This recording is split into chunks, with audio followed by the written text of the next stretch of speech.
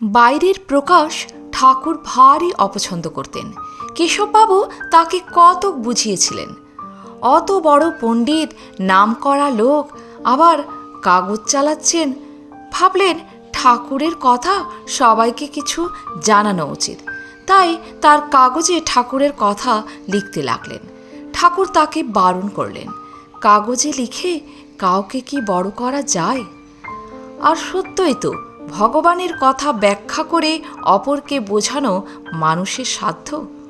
মানুষের বিদ্যা বুদ্ধি শক্তি দিয়ে তার কথা কতটুকু বলা যায়? ঠাকুরের বিষয় লেখবার জন্য গিরিশবাবু স্বামীজিকে অনুরোধ করেন। স্বামীজির ঘোর আপত্তি। তিনি বললেন, দরকার হলে তিনি পৃথিবী উলট পালট করে দিতে পারেন, কিন্তু ঠাকুরের বিষয় লিখতে গিরিশবাবু তাকে যেন না বলেন।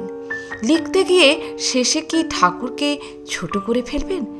তিনি কোনো মতেই তা পারবেন না। কত বড় কথা! ঠাকুরের কথার কি ইতি আছে?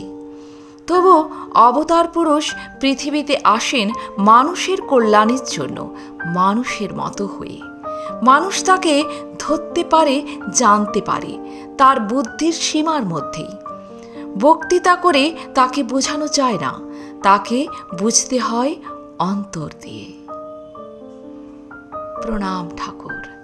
আজ এ পর্যন্তই। ভালো থাকবেন, সুস্থ থাকবেন। যদি ভিডিওটি ভালো লাগে একটা লাইক অবশ্যই করবেন। আর আপনি যদি নতুন এসে থাকেন আমার চ্যানেলটিকে সাবস্ক্রাইব করে বেল আইকনটি প্রেস করতে ভুলবেন না। সবার আগে বেলা 3টায় পৌঁছে যাবে আমার ভিডিওগুলি আপনার কাছে প্রতিদিন। ধন্যবাদ।